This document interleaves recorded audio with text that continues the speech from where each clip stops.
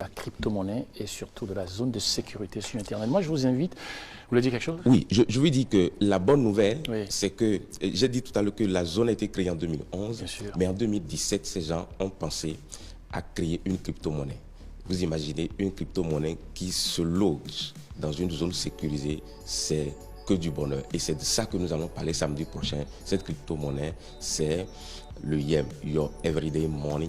Et nous allons en parler, exactement, nous allons en parler à partir de samedi prochain. Il y a des projets magnifiques, mastodontes derrière, et je peux vous parler effectivement des crypto-monnaies qui constituent un moyen qui se passe sur Internet. Et lorsqu'on sait que sur Internet, il n'y a pas que les bonnes choses, il y a également des mauvaises choses, il était important de voir dans tout cela comment on fait pour être sûr que en faisant des transactions, en faisant des actions sur Internet, on est dans une zone de sécurité.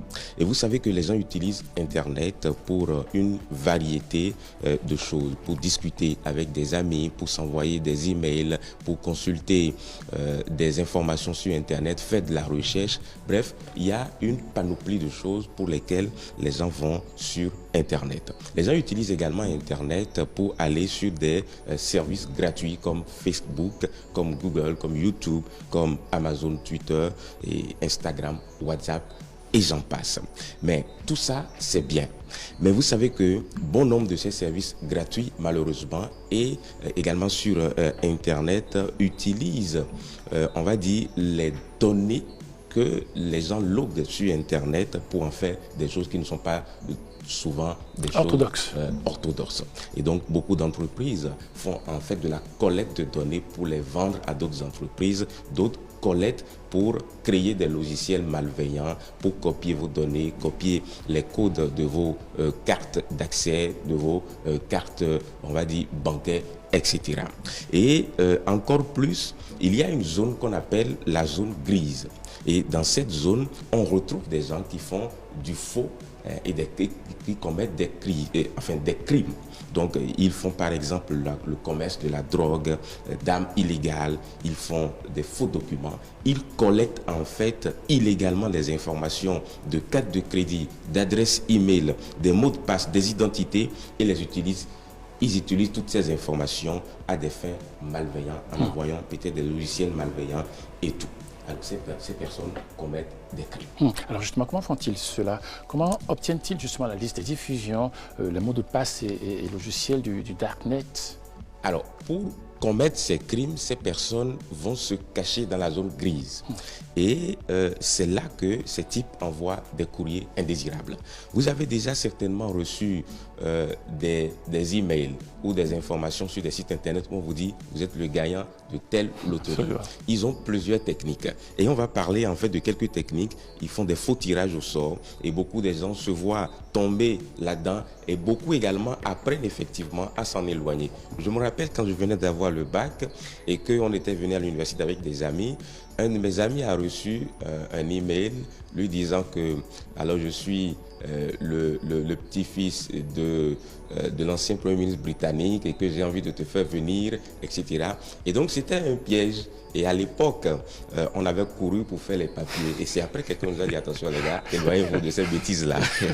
Donc ensuite, ils utilisent également des fausses loteries. Et nous avons déjà reçu ce type de message où on vous dit que vous êtes le gagnant de telle chose, allez sur tel site, faites telle formalité. Tout ça, c'est des subterfuges pour collecter des informations personnelles et des informations qu'ils vont utiliser pour pouvoir faire du faux. Alors, j'ai envie de dire que ces gens-là utilisent toutes ces techniques dans le but simplement d'anarquer. Alors évidemment c'est flippant. Je crois que c'est justement pour faire face à ces vulnérabilités que la zone de sécurité sur Internet a été créée, c'est ça? Tout à fait. Oui. Et surtout parce que lorsque les crypto-monnaies ont été lancées, beaucoup s'en éloignent simplement parce qu'il y a beaucoup de ces faussetés sur Internet. Et des personnes ont effectivement, un groupe de personnes s'est donné pour objectif de livrer sur Internet toutes les bonnes choses sans toutes ces mauvaises choses que nous venons effectivement donc d'énumérer. Et ils ont posé une question toute simple. De quoi les internautes ont besoin. Et la réponse leur a permis effectivement de se dire que les internautes ont besoin d'un maximum d'intimité. Ils ont besoin que leurs informations personnelles ne soient pas livrées sur Internet, ne soient pas utilisées à des fins, on va dire, malsaines. Ils ont besoin en fait d'une sécurité maximale. Ils ont besoin d'une protection contre les logiciels malveillants et des paiements. Ils ont besoin également de paiements sécurisés. Ils ont besoin de savoir que lorsque j'utilise ma carte de crédit sur Internet pour acheter sur telle ou telle autre boutique, personne ne copierait pas mes données pour me voler mon argent. Alors, ils ont créé la zone de sécurité sur Internet, ce que nous appelons Safe Zone en anglais.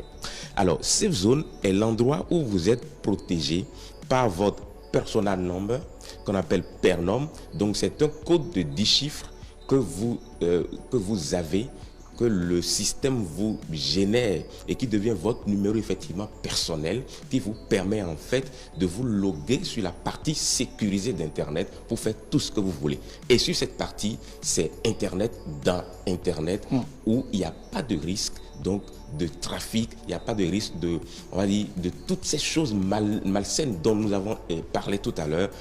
Il n'y a pas un risque parce que ces gens ont également protéger la zone de sécurité sur Internet, Safe Zone, simplement parce que vous ne pouvez pas, en tapant simplement sur Internet, y accéder. Même les informations simples qu'il faut avoir sur Safe Zone sur Internet, vous avez juste des bribes d'informations.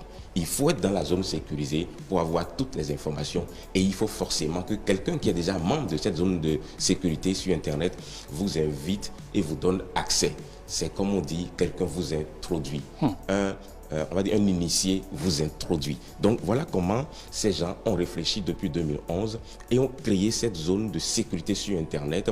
Et au départ, le besoin était de lutter effectivement contre tous ces problèmes que nous avons énumérés. Mais au fil du temps, ils ont pensé à quelque chose de formidable que nous allons voir dans la suite. Alors comment par exemple je reçois mon invitation par exemple pour entrer dans cette zone de sécurité sur Internet, la Safe Zone? Alors il faut d'abord identifier quelqu'un qui est déjà dans cette zone de sécurité sur Internet. Un avaliseur, c'est ça? Comme un avaliseur? Un avaliseur, ouais. Quelqu'un qui a déjà son personal number, quelqu'un qui peut vous inviter en générant en fait un code d'invitation par son personal number. Et c'est à partir de ce moment-là que vous pouvez avoir accès pour commencer à insérer vos données personnelles. Et je peux vous dire que le processus d'enrôlement est très sophistiqué et à plusieurs niveaux de filtre. J'ai envie de vous dire simplement que dans le système donc de sécurité, à un moment donné, vous allez insérer vos données personnelles comme votre pièce d'identité et c'est le passeport qui est recevable. Ensuite, votre, comment on appelle ça, le document qui dit là où vous résidez, attestation de résidence. Ouais. Et ils font une étude pour voir est-ce que l'adresse qui est sur l'attestation de résidence est conforme à l'adresse qui est sur le passeport. Et après, vous entrez votre identité et ils sont en collaboration avec une société qu'on appelle IDNOW qui vérifie votre identité et insère dans la base de données votre passeport biométrique avec votre identité, votre photo d'identité. Et dès lors que vous avez fait ça, on sait qui vous êtes, où vous habitez. Et dans le processus, vous indiquez même le pays dans lequel vous allez payer les impôts. Et donc, le système même, lorsque vous faites des affaires, le système même paye vos impôts directement sans votre avis. Donc c'est un système hautement sécurisé, c'est un système que les gouvernements aiment parce que ça permet la traçabilité. Plus personne ne peut vendre des armes de façon illégale ou vendre de la drogue ou blanchir de l'argent. C'est un système hautement sécurisé et à l'intérieur, il y a tout ce que l'on souhaite. Merci beaucoup, Flavien Aïdjinou. On parlait donc de la crypto-monnaie et surtout de la zone de sécurité sur Internet. Moi, je vous invite. Vous voulez dire quelque chose? Oui, je vous dis que la bonne nouvelle, oui, c'est que j'ai dit tout à l'heure que la zone a été créée en 2011, mais en 2017, ces gens ont pensé à créer une crypto-monnaie. Vous imaginez une crypto-monnaie qui se loge dans une zone sécurisée, c'est que du bonheur. Et c'est de ça que nous allons parler samedi prochain. Cette crypto-monnaie, c'est le YEM, Your Everyday Money. Et nous allons en parler, exactement, nous allons en parler à partir de samedi prochain. Il y a des projets magnifiques, mastodontes derrière et je peux vous